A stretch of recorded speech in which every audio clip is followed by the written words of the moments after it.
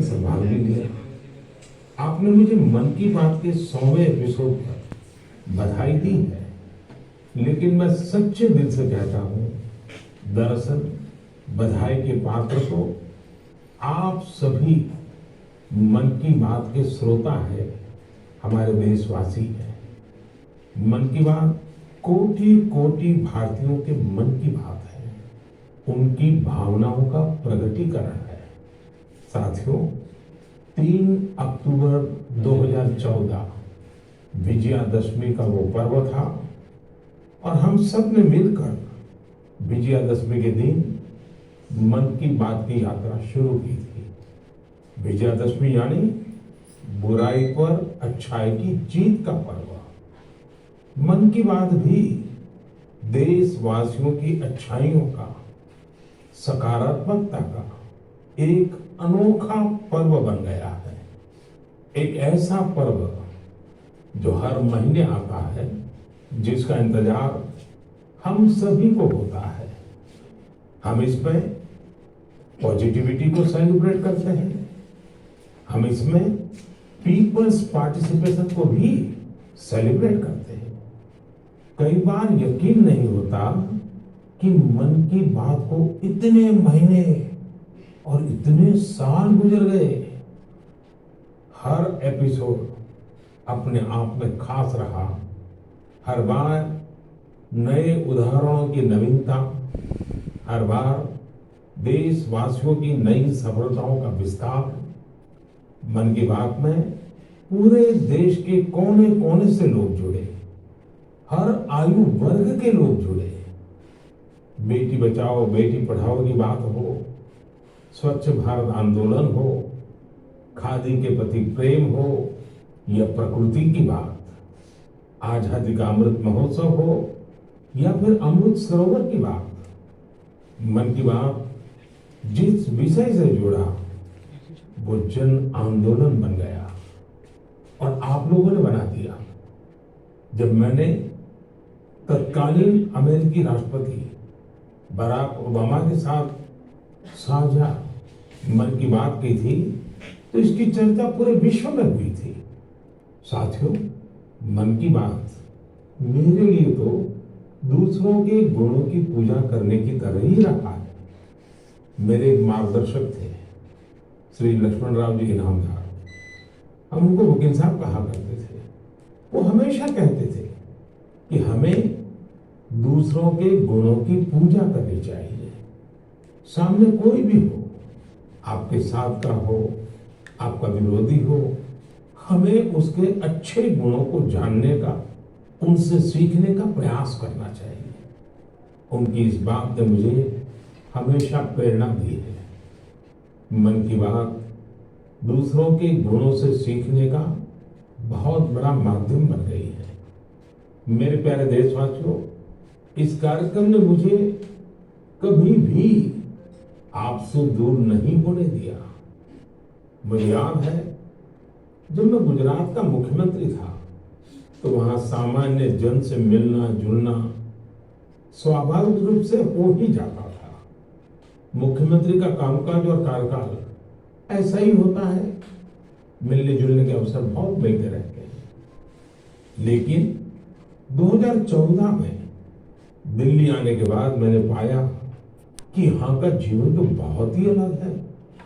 काम का स्वरूप अलग, दायित्व अलग, स्थितियां परिस्थितियों के बंधन, सुरक्षा का तामझाम, समय की सीमा। शुरुआती दिनों में कुछ अलग महसूस करता था, खाली खाली सा महसूस करता था। 50 साल पहले मैंने अपना घर इसलिए नहीं छोड़ा था कि एक दिन अपने ही देश के लोगों से संपर्क ही मुश्किल हो जाएगा। जो देशवासी मेरा सब कुछ है, मैं उनसे ही कट करके जी नहीं सकता था। मन की बात ने मुझे इस चुनौती का समाधान दिया, सामान्य मानवी से जुड़ने का रास्ता दिया।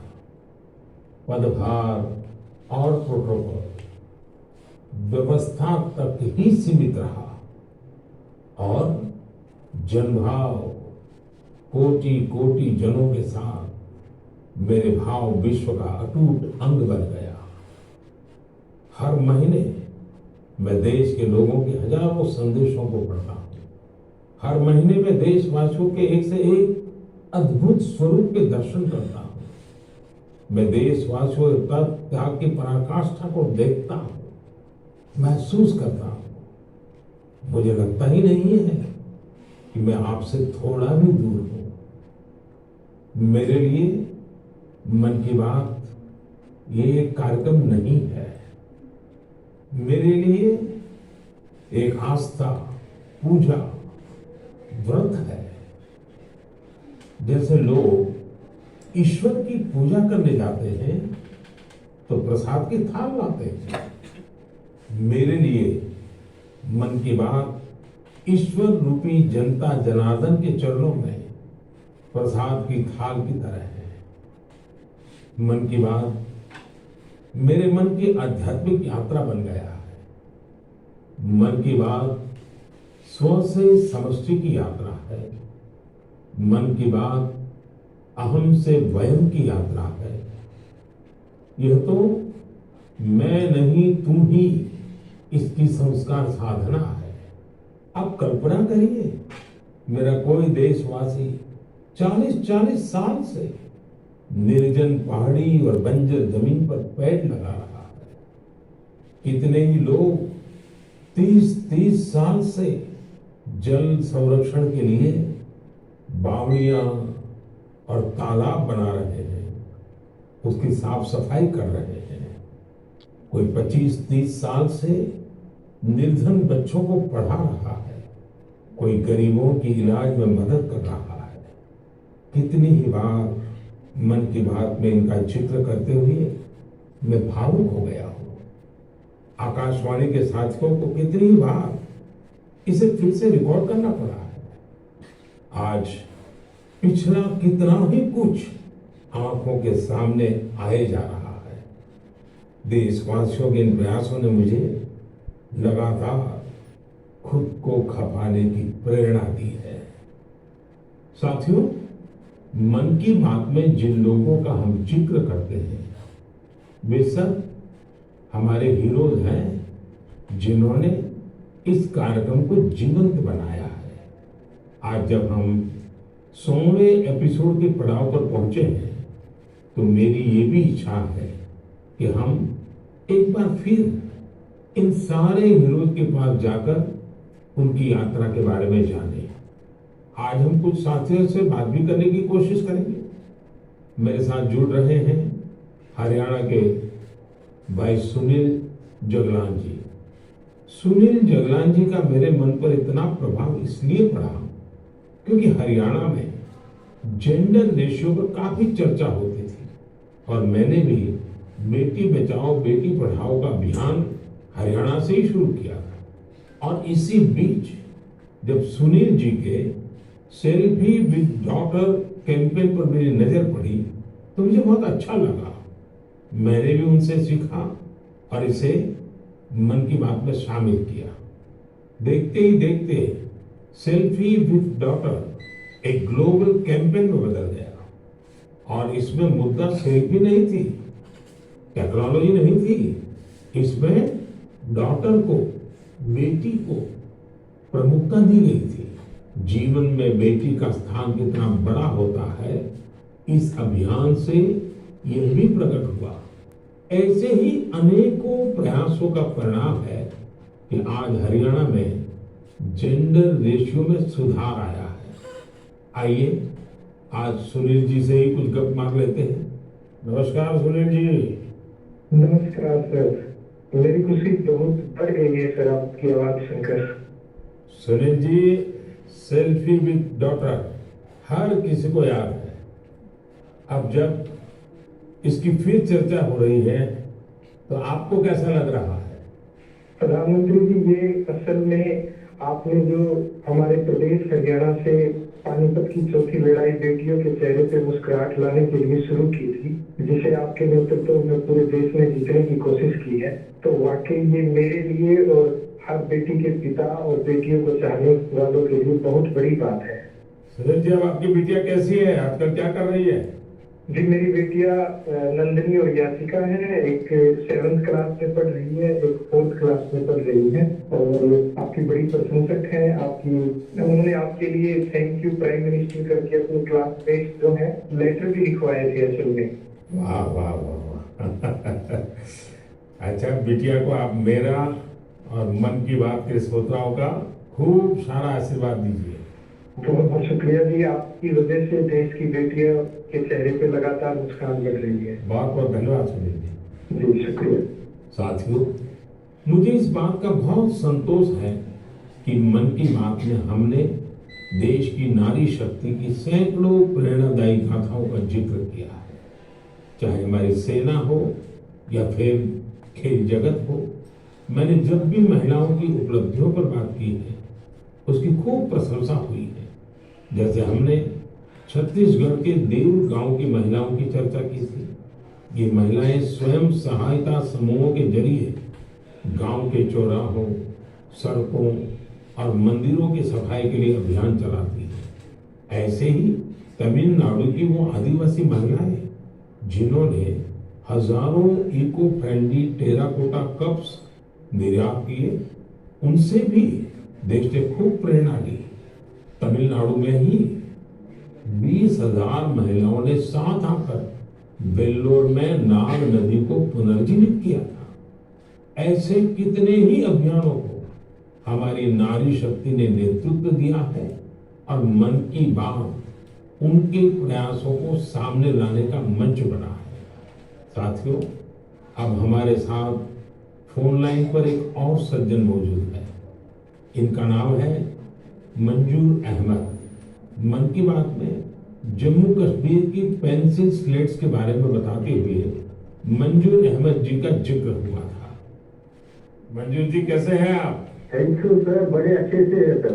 मन की बात के 100वें एपिसोड में आपसे बात करके मुझे बहुत अच्छा लग रहा है। Thank you sir. अच्छा, ये पेंसिल स्लेट्स वाला काम कैसा चल रहा है? बहुत अच्छे से सब है सर, बहुत अच्छे से। जब से सर आपने हमारी बात मन की बात में कही सर, तब से बहुत काम बढ़ गया सर और दूसरों को भी रोजगार यहाँ बहुत बड़ा है इस काम में। कितने लोगों को रोजगार मिलता होगा? अभी मेरे पास 200 प्लस है। अरे वाह। मुझे बहुत खुशी हुई। जी सर, जी सर। अभी 1-2 महीने में अभी मैं इसको एक्सपांड कर रहा हूँ और 200 लोगों को रोजगार बढ़ जाएगा सर। वाह वाह वाह। देखिए मंजूर जी, जी सर। मुझे बराबर याद है और उस दिन आपने मुझे कहा था कि ये एक ऐसा काम है जिसकी न कोई पहचान है, न स्वयं की पहचान है और आपको बड़ी पीड़ा भी थी और इस वजह से आपको काफी बड़ी मुश्किलें होती थी, वो भी आप कह रहे थे। लेकिन अब तो पहचान भी बन गई और 200 से ज्यादा लोगों को रोजगार दे रहे हैं। जी सर, जी सर। और नए एक्सपेंशन करके और 200 लोगों को रोजगार दे रहे हैं। ये तो बहुत खुशी की खबर दी आपने। एवं सर यहाँ पे जो फार्मर है सर, उनका भी बहुत बड़ा इसमें फायदा मिला सर तब से। 2000 का फ्री बेचते थे, अभी वही फ्री 5000 तक पहुंच गया सर। इतनी डिमांड बढ़ गई है सर इसमें तब से और अपनी पहचान भी बन गई। इसमें बहुत से आ रहे हैं अपने पास सर। अभी मैं आगे 1-2 महीने में और एक्सपेंड करके और 200-250 गाँव में जितने भी लड़के लड़के हैं इसमें एडजस्ट हो सकता है, उनका भी रोजी रोटी चल सकता है। देखिए मंजूर जी, वोकल फॉर लोकल की ताकत कितनी जबरदस्त है, आपने धरती पर उतार के दिखा दिया है। जी सर, जी सर। मेरी तरफ से आपको और गांव के सभी किसानों को और आपके साथ काम कर रहे सभी साथियों को भी मेरी तरफ से बहुत बहुत शुभकामनाएं। धन्यवाद भैया। धन्यवाद सर। साथियों, हमारे देश में ऐसे कितने ही प्रतिभाशाली लोग हैं जो अपनी मेहनत के बलबूते ही सफलता के शिखर तक पहुंचे हैं। मुझे याद है विशाखापट्टनम के वेंकट मुरली प्रसाद जी ने एक आत्मनिर्भर भारत चार्ट शेयर किया था। उन्होंने बताया था कि वो कैसे ज्यादा से ज्यादा भारतीय प्रोडक्ट्स ही इस्तेमाल करेंगे। जब बेतिया के प्रमोद जी ने एलईडी बल्ब बनाने की छोटी नींव लगाई या गढ़ मुक्तेश्वर के संतोष जी ने मैट्स बनाने का काम किया, मन की बात ही उनके उत्पादों को सबके सामने लाने का माध्यम बना। हमने मेक इन इंडिया के अनेक उदाहरणों से लेकर स्पेस स्टार्टअप तक की चर्चा मन की बात में की है। साथियों, आपको याद होगा कुछ एपिसोड पहले मैंने मणिपुर की बहन विजय शांति देवी जी का भी जिक्र किया था। विजय शांति जी कमल के रेशों से कपड़े बनाती हैं। मन की बात में उनके इस अनोखे इको फ्रेंडली आइडिया की बात हुई तो उनका काम और पॉपुलर हो गया। आज विजय शांति जी फोन पर हमारे साथ हैं। नमस्ते Vijay Shanti ji, how are you? Sir, I'm fine. And how is your work going on? Sir, still working along with my 30 women. In such a short period, you have reached 30% team. Yes, sir. This year also more expand with 100 women in my area. So your target is 100 women. Yeah, 100 women. And now people are familiar with this lotus stem fiber. Yes, sir. Everyone know from Man Ki Baat program all over India. So now it's very popular. Yes, sir. From Prime Minister Man Ki Baat program, everyone knows about the lotus fiber. So now you got the market also. Yes, sir. I have got a market from USA also. They want to buy in bulk, in large quantities. But I want to give from this year to send the US also. So now you are exporter. Yes, sir. From this year, I export our product made in India, lotus fiber. So when I say vocal for local and now local for global. Yes, sir. I want to reach my product all over the globe of our world. So congratulations and wish you best luck. Thank you, sir. Thank you Vijay Shanti. Thank you, sir. साथियों, मन की बात की एक और विशेषता रही है। मन की बात के जरिए कितने ही जन आंदोलन ने जन्म भी लिया है और गति भी पकड़ी है। जैसे हमारे खिलौने, हमारी टॉय इंडस्ट्री को फिर से स्थापित करने का मिशन मन की बात से ही तो शुरू हुआ था। भारतीय नस्ल के श्वान, हमारे देशी डॉग्स, उसको लेकर जागरूकता बढ़ाने की शुरुआत भी तो मन की बात से ही की थी। हमने एक और मुहिम शुरू की थी कि हम गरीब छोटे दुकानदारों से मोलभाव नहीं करेंगे, झगड़ा नहीं करेंगे। जब हर घर तिरंगा मुहिम शुरू हुई तब भी मन की बात ने देशवासियों को इस संकल्प से जोड़ने में खूब भूमिका निभाई। ऐसे हर उदाहरण समाज में बदलाव का कारण बने। समाज को प्रेरित करने का ऐसे ही बीड़ा प्रदीप सांगवान जी ने भी उठा रखा है। मन की बात में हमने प्रदीप सांगवान जी की हीलिंग हिमालयज अभियान की चर्चा की थी। वो फोन लाइन पर हमारे साथ हैं। प्रदीप जी नमस्कार। सर जय हिंद। जय हिंद, जय हिंद भैया, कैसे हैं आप? सर बहुत बढ़िया, आपकी आवाज सुनकर और भी अच्छी। आपने हिमालय को हील करने को सोची, हाँ जी सर। अभियान भी चलाया। आजकल आपका कैंपेन कैसा चल रहा है? सर बहुत अच्छा चल रहा है। 2020 से ऐसा मानिए कि जितना काम 5 साल में करते थे वो 1 साल में ही हो जाता है। अरे वाह। हाँ जी सर। शुरुआत बहुत नर्वस हुई थी, बहुत डर था इस बात को लेके कि जिंदगी भर ये कर पाएंगे नहीं कर पाएंगे, पर थोड़ा सपोर्ट मिला और 2020 तक हम बहुत स्ट्रगल भी कर रहे थे। ऑनेस्टली लोग बहुत कम जुड़ रहे थे, बहुत सारे ऐसे लोग थे जो कि सपोर्ट नहीं कर पा रहे थे, हमारी मुहिम को इतना तवज्जो भी नहीं दे रहे थे। बट 2020 के बाद जब मन की बात में जिक्र हुआ उसके बाद बहुत सारी चीजें बदल गई। मतलब पहले हम साल में 6 क्लीनिंग ड्राइव कर पाते थे, 10 क्लीनिंग ड्राइव कर पाते थे। आज की डेट में हम डेली बेसिस पे 5 टन कचरा इकट्ठा करते हैं अलग अलग लोकेशन पे। अरे वाह। मन की बात में जिक्र होने के बाद आप सर बिलीव करें मेरी बात को कि मैं ऑलमोस्ट गिव अप करने की स्टेज पे था एक टाइम पे, और उसके बाद फिर बहुत सारा बदलाव आया मेरे जीवन में और चीजें इतनी स्पीड अप हो गई कि जो चीजें हमने सोची नहीं। सो आई एम रियली थैंकफुल कि पता नहीं कैसे हमारे जैसे लोग आप ढूंढ लेते हैं, कौन इतने दूर दराज एरिया में काम करता है, हिमालय के क्षेत्र में जाके बैठ के हम काम कर रहे हैं, सॉल्टिट्यूड पे काम कर रहे हैं, वहाँ पे आपने ढूंढा हमारे काम को दुनिया के सामने लेके आए। तो मेरे लिए बहुत इमोशनल मोमेंट था तब भी और आज भी कि मैं हमारे देश के जो प्रथम सेवक हैं उनसे मैं बातचीत कर पा रहा हूँ। मेरे लिए इससे बड़ी सौभाग्य की बात नहीं हो सकती। प्रदीप जी, आपको हिमालय के चोटियों पर सच्चे अर्थ में साधना कर रहे हैं। और मुझे पक्का विश्वास है अब आपका नाम सुनते ही लोगों को याद आ जाता है कि आप कैसे पहाड़ों की स्वच्छता अभियान में जुड़े हैं। हाँ जी सर। और जैसा आपने बताया कि अब तो बहुत बड़ी टीम बनती जा रही है और आप इतनी बड़ी मात्रा में डेली काम कर रहे हैं। हाँ जी सर। और मुझे पूरा विश्वास है कि आपके इन प्रयासों से, उसकी चर्चा से अब तो कितने ही पर्वतारोही स्वच्छता से जुड़े फोटो पोस्ट करने लगे हैं। हाँ जी सर, बहुत।